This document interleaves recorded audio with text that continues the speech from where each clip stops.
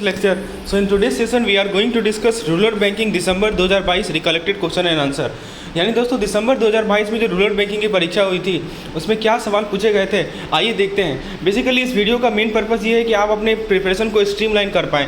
देखिए previous year question का बहुत इंपॉर्टेंस होता है, आपको एक आइडिया मिलता है कि किस प्रकार के क्वेश्चन पूछे जा रहे हैं। और दोस्तों रूरल बैंकिंग का सिलेबस काफ़ी ज़्यादा वॉल्यूमिनस है, तो इस पार्टिकुलर वीडियोज़ के माध्यम से आप अपने प्रिपरेशन को एक पार्टिकुलर डायरेक्शन में स्ट्रीमलाइन कर सकते हैं। चलिए दोस्तों शुरुआत करते हैं अपने इस वीडियो लेसन को पहले क्वेश्चन के साथ। कौन सी कमेटी की रिस्पॉन्सिबल है कि वो पीरियोडिक रिव्यू कंडक्ट करती है? सो फ्रेंड्स पूछा जा रहा है आपसे सवाल कि कौन सी कमेटी पीरियोडिक रिव्यू कंडक्ट करती है क्रेडिट पोर्टफोलियो का बैंक और फाइनेंशियल इंस्टीट्यूशन का भारत में? LDM, DRCC, technical committee, SLBC, credit review committee. दोस्तों इसका सही जवाब है ऑप्शन नंबर ई, क्रेडिट रिव्यू कमेटी। देखिए दोस्तों क्रेडिट रिव्यू कमेटी की रिस्पॉन्सिबिलिटी है कि वो periodic review credit portfolio conduct करती है और फाइनेंशियल इंस्टीट्यूशन का ये क्वालिटी रिव्यू करती है, क्रेडिट पोर्टफोलियो का पोटेंशियल रिस्क को आइडेंटिफाई करती है। अब देखिए एलडीएम का फुल फॉर्म क्या है? एलडीएम है land use planning and development model, जो कि रिकमेंडेशन है जो कि गार्डियल कमेटी ने दिया था, ठीक है। फिर दोस्तों डीआरसीसी का फुल फॉर्म होता है डिस्ट्रिक्ट रूरल क्रेडिट सेल, जो कि रिस्पॉन्सिबल होती है क्रेडिट प्रोवाइड करने के लिए फार्मर्स को और रूरल एंटरप्रेन्योर को। टेक्निकल कमेटी दोस्तों बहुत सारी कमेटीज अलग अलग कॉन्टेक्स्ट में होता है। एसएलबीसी होता है स्टेट लेवल बैंकर्स कमेटी। तो आप एक क्वेश्चन से 4 क्वेश्चन समझ रहे हैं। एसएलबीसी क्या होता है? स्टेट लेवल बैंकर्स कमेटी होता है, जिसकी रिस्पॉन्सिबिलिटी होती है कि वो बैंक और फाइनेंशियल इंस्टीट्यूशन की एक्टिविटीज़ को कोऑर्डिनेट करेगा हर एक स्टेट में। तो करेक्ट आंसर इस क्वेश्चन का ऑप्शन नंबर ई। नेक्स्ट क्वेश्चन है कि इनमें से कौन सा स्टेटमेंट तेंदुलकर कमेटी के बारे में इनकरेक्ट है? पहला कह रहा है कि तेंदुलकर कमेटी को कॉन्स्टिट्यूट किया गया ताकि मेथोडोलॉजी कैसे आप प्रॉपर्टी को मेजर करते हैं इसको रिव्यू करें। दूसरा ऑप्शन कह रहा है कि ये जो कमेटी है इसने रिकमेंड किया एक नया property line based on the consumption expenditure of house hold. तीसरा पॉइंट कह रहा है कि तेंदुलकर का जो प्रॉपर्टी लाइन था वो प्रीवियस प्रॉपर्टी लाइन से हायर था। फोर्थ कह रहा है कि तेंदुलकर कमेटी को अपॉइंट किया गया था मिनिस्ट्री ऑफ फाइनेंस के द्वारा। पांचवा पॉइंट कह रहा है कि तेंदुलकर कमेटी रिपोर्ट को पब्लिश किया गया था 2014 में। दोस्तों सही जवाब है इसका ऑप्शन नंबर ई कि तेंदुलकर कमेटी रिपोर्ट और पब्लिश इन 2014। ये गलत है, जरा देखिए मैं समझाता हूँ। देखिए दोस्तों तेंदुलकर कमेटी को कॉन्स्टिट्यूट किया गया था 2005 में गवर्नमेंट ऑफ इंडिया के द्वारा, ताकि मेथोडोलॉजी को रिव्यू कर सके for measuring property in the country. Committee को अपॉइंट किया गया प्लानिंग कमीशन के द्वारा और मिनिस्ट्री ऑफ फाइनेंस ने अपॉइंट नहीं किया था, ठीक है। यहाँ पे क्या लिखा है? Ministry of finance. तो ऑप्शन नंबर डी भी गलत है, राइट। तो ऑप्शन नंबर डी भी यहाँ गलत है, क्योंकि इसको कमेटी को प्लानिंग कमीशन ने इस्टेब्लिश किया था। कमेटी ने रिकमेंड किया था दोस्तों नया property line based on consumption expenditure of house hold. तो करने का मतलब कि ABC ऑप्शन करेक्ट है, डी और ई दोनों गलत है। चलिए उसके बाद दोस्तों क्योंकि ये रिपोर्ट 2005 में आया था और इसको अपॉइंट किया गया था, ये कमेटी अपॉइंट किया गया था प्लानिंग कमीशन के द्वारा, मिनिस्ट्री ऑफ फाइनेंस ने इसे अपॉइंटमेंट नहीं किया था। तो इस प्रकार का सवाल पूछा जाता है दोस्तों, कमेटी से बहुत इंपॉर्टेंट है, तो कमेटी को जरूर देखे जाइए दोस्तों। अच्छा उसके बाद दोस्तों नेक्स्ट पॉइंट क्या कर रहा है आपका कि what is distress value, the minimum value of asset in a distress situation. B कर रहा है कि maximum value of an asset in a healthy market situation. C कर रहा है कि the value of asset in a stable market situation. D कर रहा है कि the value of asset at any time purchase. दोस्तों उसका सही जवाब है option number A, the minimum value of asset in a distress situation. Explanation में आपको बताता हूँ। डिस्ट्रेस वैल्यू का मतलब क्या होता है कि मिनिमम वैल्यू किसी एसेट का जो कि रियलाइज होगा डिस्ट्रेस सिचुएशन में, जैसे मान लीजिए bankruptcy, liquidation, foreclosure.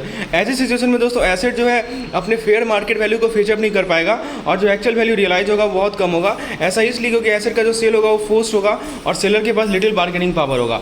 Option B कर रहा है कि the maximum value of asset in a healthy market condition. ये इनकरेक्ट है क्योंकि दोस्तों ये पीक वैल्यू बताया जा रहा है। फिर ऑप्शन सी कर रहा है कि the value of asset in a stable market situation. ये भी इनकरेक्ट है क्योंकि दोस्तों ये रेफर कर रहा है value of an asset in a normal और नॉन डिस्ट्रेस सिचुएशन। दोस्तों क्वेश्चन नंबर 4 है which of the following commodity do not have a commodity board in India. So friends मैं आपके साथ एक सैम्पल शेयर करता हूं हमारे MCQs का।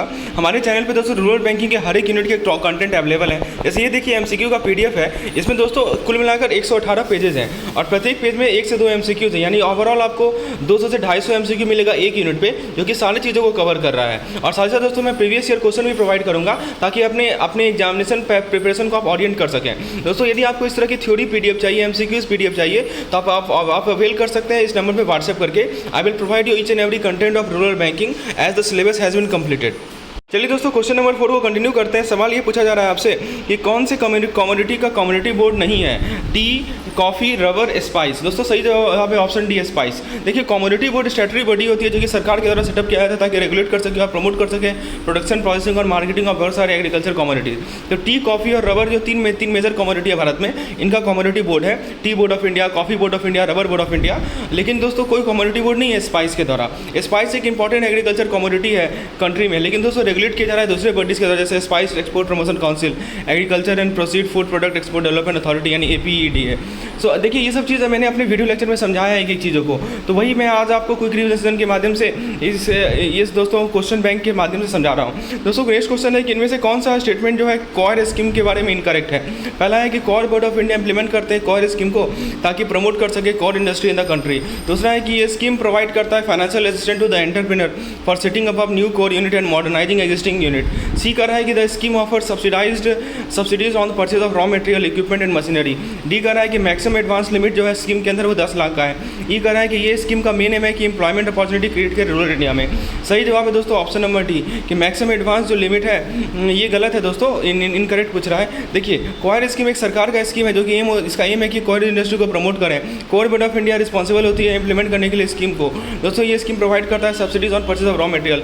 ए, बी, सी और ई तो करेक्ट स्टेटमेंट है, लेकिन ऑप्शन डी इनकरेक्ट है। जो maximum advance limit core scheme के अंदर है वो 50 लाख है, 10 लाख नहीं है। ये स्कीम फाइनेंशियल असिस्टेंट प्रोवाइड करता है एंटरप्रेन्योर को मार्जिन मनी के फॉर्म में, वर्किंग कैपिटल और टर्म लोन के फॉर्म में। तो maximum amount of margin money जो कि एडवांस किया जाता है स्कीम के अंदर वो प्रोजेक्ट कॉस्ट का 25% होगा, मैक्सिमम 50 लाख होगा। तो ऑप्शन नंबर डी करेक्ट है, यहाँ पे इनकरेक्ट है। FIAS का क्या फुल फॉर्म है? In context of financial regulation, financial institution authorization and supervision, financial intermediate assessment and surveillance, financial intelligence analysis service, financial investment and asset security. बताइए FIAS का full form क्या है? सही जवाब है दोस्तों option number B, that is financial intermediary assessment and surveillance, यानी financial intermediary assessment and surveillance. Option number B is the correct answer to this question. FIAS का फुल फॉर्म होता है दोस्तों financial intermediary assessment and surveillance, जो कि एक initiative है reserve bank of India का ताकि स्ट्रेंथन कर सके supervision and regulation of the non banking financial companies in India, यानी NBFCs के सुपरविजन और रेगुलेशन को स्ट्रेंथन करने के लिए। FIAS प्रोग्राम का एम यह है कि हम risk based supervision of NBFC को इंप्रूव करें और इंश्योर करें कि वो प्रूडेंशियल नॉर्म से कॉम्प्लाई करेगा। दोस्तों और भी देखिए फाइनेंशियल नेक्स्ट क्या है उसको एक बार देख लीजिएगा आप। नेक्स्ट क्वेश्चन है कि FI टियर 1 कैपिटल क्या होता है और कितना मैक्सिमम कंसंट्रेशन अलाउड है under Basel 3 framework for Indian bank. पहला ऑप्शन कह रहा है कि FI टियर 1 कैपिटल के अंदर इक्विटी कैपिटल आता है और डिस्क्लोज रिजर्व आता है और मैक्सिमम कंसंट्रेशन 40% अलाउड है। बी कह रहा है कि FI टियर 1 कैपिटल के अंदर इक्विटी कैपिटल और non cumulative preferential perpetual preference share आता है और मैक्सिमम कंसंट्रेशन 20% अलाउड है। सी कह रहा है कि FI टियर 1 कैपिटल के अंदर इक्विटी कैपिटल और सबऑर्डिनेट डेब्ट आता है और मैक्सिमम कंसंट्रेशन 25% अलाउड है। और डी कह रहा है दोस्तों FI टियर 1 कैपिटल के अंदर इक्विटी कैपिटल या दूसरे इनोवेटिव कैपिटल इंस्ट्रूमेंट आते हैं और मैक्सिमम कंसंट्रेशन 30% है। सही जवाब है दोस्तों ऑप्शन नंबर बी कि FI टियर 1 कैपिटल के अंदर इक्विटी कैपिटल और non cumulative perpetual preference share आता है और जो मैक्सिमम कंसंट्रेशन है वो 20% है। You can see the explanation.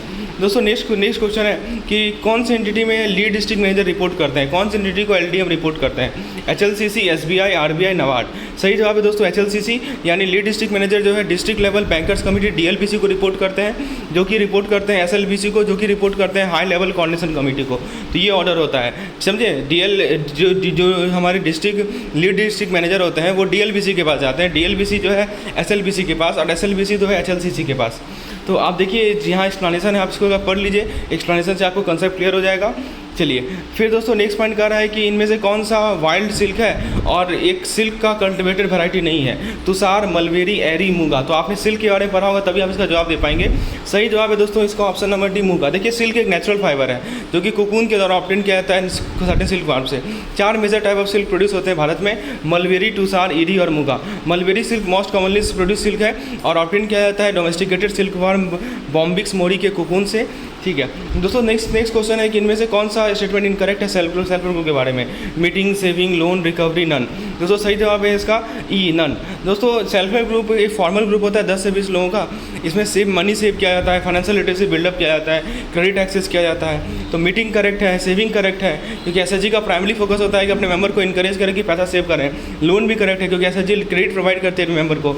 Recovery भी करेक्ट है क्योंकि SHG का high rate of loan recovery होता है। फिर दोस्तों ई, नन ऑफ स्टेटमेंट ये सही है यहाँ पे। चलिए तो उसके बाद दोस्तों अब देखिए सिल्क के बारे में देख लीजिए। तुषार सिल्क को वाइल्ड सिल्क भी कहा जाता है, फिर एरी सिल्क को अहिंसा सिल्क कहा जाता है, मूंगा सिल्क को गोल्डन सिल्क कहा जाता है। ठीक है तो वाइल्ड सिल्क में आपका हो जाएगा तुषार सिल्क। अब एक्चुअली में दोस्तों इसका सही आंसर होगा ऑप्शन नंबर इसका सही आंसर ऑप्शन नंबर ए होगा दोस्तों, गलती से डी लिखा गया है, प्लीज़ करेक्ट इट।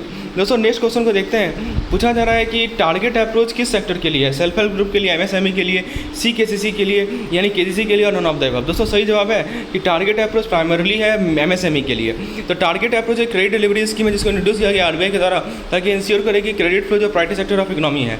तो दोस्तों एमएसएमई की फोकस एरिया है टारगेट अप्रोच के अंदर। बैंक को कुछ certain % of total advance MSME को लैंड करना होता है, ठीक है। दोस्तों नेक्स्ट क्वेश्चन है कि इनमें से कौन सा एक तरह का बैंक एडवांस है जो कि कंसीडर किया जाता है without risk, direct advance, government scheme advance, SHG advance, none of the above. सही जवाब है दोस्तों गवर्नमेंट स्कीम एडवांस। ये तरह का बैंक एडवांस है जिसको बनाया जाता है बिना किसी रिस्क का। और you can see the explanation here, explanation in detail have been provided in each and every question, ताकि आपको बुक का कंटेंट नहीं पढ़ना पड़े, आप यहीं से कंटेंट समझ लें। दोस्तों पूछा जा रहा है कि क्या एलिजिबिलिटी है ओवरड्राफ्ट फैसिलिटी को अवेल करने के लिए अंडर पीएमजेडीवाई स्कीम, यानी प्रधानमंत्री जनधन योजना के अंदर आपको ओडी लिमिट चाहिए तो क्या एलिजिबिलिटी क्राइटेरिया है। पहला है कि अकाउंट के पास एक्टिव अकाउंट होना चाहिए 6 महीने के लिए, अकाउंट का बैलेंस कम से कम 10,000 होना चाहिए अकाउंट में, अकाउंट होल्डर जो है सेटिस्फैक्ट्री क्रेडिट हिस्ट्री हो, अकाउंट होल्डर इंश्योरेंस स्कीम में इनरोल हो। सही जवाब है ऑप्शन नंबर ए कि देखिए ओडी स्कीम के लिए 6 महीना कम से कम आपका एक्टिव अकाउंट होना चाहिए। अब देखिए पीएमजेडीवाई यानी basic saving bank deposit account, इसके बारे में आप डिटेल यहाँ पढ़ सकते हैं। Please go through this text, this will help you to solve. मान लीजिए कि ऐसा क्वेश्चन पूछा जाए किसी और फॉर्म में तो आप इसे सॉल्व कर सकते हैं, इसीलिए इसके बारे में डिटेल यहाँ दी गई है। दोस्तों पूछा जा रहा है कि इनमें से कौन सा मेडिकल स्कीम है जिसका एम है कि हेल्थ केयर सर्विस प्रोवाइड करेंगे रूरल एरिया में, भारत के रूरल एरिया में। एनआरएचएम यानी national rural health mission, RSHM यानी राष्ट्रीय सुरक्षा हेल्थ मिशन, एम्स यानी all India institute of medical science, none of the above. दोस्तों इसका सही जवाब है कि हेल्थ केयर सर्विस को प्रोवाइड करने के लिए एनआरएचएम यानी नेशनल रूरल हेल्थ मिशन एक मेडिकल स्कीम है जो कि हेल्थ केयर सर्विस प्रोवाइड करता है रूरल एरिया में। डिटेल एक्सप्लेनेशन आप यहाँ देख सकते हैं। Kindly go through this slides, this will help you to solve such type of question if you ask. RSHM क्या है, राष्ट्रीय सुरक्षा हेल्थ मिशन। दोस्तों नेक्स्ट पूछा जा रहा है कि इंद्रधनुष इम्यूनाइजेशन प्रोग्राम का मेन पर्पस क्या है, to vaccinate childrens against 7 vaccine preventable disease, to provide free medical treatment to children suffering from serious illness, to train health care worker on best practices for immunisation, to provide financial assistance to families with children in medical care. सही जवाब है दोस्तों Indradhanush programme का main aim है कि children को vaccinate करना against 7 vaccine preventable disease. Option number A is correct. Detail जानकारी आप यहाँ पे देख सकते हैं। 2014 में स्कीम लॉन्च किया गया था सरकार के द्वारा। दोस्तों नेक्स्ट क्वेश्चन है कि मेजर और माइनर इरिगेशन के बीच डिफरेंस क्या है। ऑप्शन ए कह रहा है कि मेजर इरिगेशन का मतलब इरिगेशन स्कीम जहाँ पे कॉमन एरिया 10,000 हेक्टेयर से ऊपर है, जबकि माइनर इरिगेशन का कॉमन एरिया 10,000 हेक्टेयर से कम है। मेजर इरिगेशन का सरफेस इरिगेशन सिस्टम होता है, minor irrigation ground water irrigation system होता है। Major irrigation government manage irrigation scheme के अंदर होता है, जबकि माइनर इरिगेशन दोस्तों प्राइवेटली मैनेज स्कीम के अंदर होता है। मेजर इरिगेशन बेसिकली स्कीम होता है जो कि इनडायरेक्टली गवर्नमेंट फंड करती है, जबकि minor irrigation scheme private investment होता है। सही जवाब है दोस्तों option number A. Major irrigation दोस्तों मतलब इरिगेशन स्कीम है जिसका कॉमन एरिया 10,000 हेक्टेयर से भी ज़्यादा है, जबकि माइनर इरिगेशन स्कीम का कॉमन एरिया 10,000 हेक्टेयर से भी कम है। दोस्तों नेक्स्ट क्वेश्चन में बताया जा रहा है कि इनमें से कौन सा फैक्टर को कंसीडर किया जाएगा जब भी आप एसडीआई को कैलकुलेट करेंगे। एसडीआई क्या होता है, human development index, GDP, life expectancy at birth, mean area of schooling, income inequality, all of the above. तो दोस्तों सही जवाब है इसका ऑल ऑफ द अबव। तो एसडीआई एक मेजर होता है ह्यूमन डेवलपमेंट का जिसमें 3 डायमेंशन को ध्यान रखा जाता है, जैसे हेल्थ, एजुकेशन और इनकम। तो 3 इंडिकेटर को यूज़ किया जाता है दोस्तों। करने का मतलब कि हेल्थ भी देखना है आपको, इनकम भी देखना है और एजुकेशन भी देखना है। नेक्स्ट क्वेश्चन है दोस्तों आपके सामने, डेप्रीवेशन इंडेक्स एक टूल होता है जिसे आप लेवल ऑफ डेप्रिसिएशन मेजर कर सकते हैं किस एरिया में, health care, education, housing, employment, all of the above. सही जवाब है दोस्तों ऑल ऑफ द अबव। तो डेप्रीवेशन इंडेक्स एक टूल होता है दोस्तों। ये सभी चीज़ मैंने अपने वीडियो लेक्चर में समझाए हैं in our video lecture and in our PDF also, all this thing have been given, so you can take help of this PDF. तो for more detail you can WhatsApp या number shown on the screen. So deprivation index एक tool होता है जिसको use किया जाता है कि लेवल ऑफ डेप्रीवेशन को मेजर करने के लिए अलग अलग एरिया में।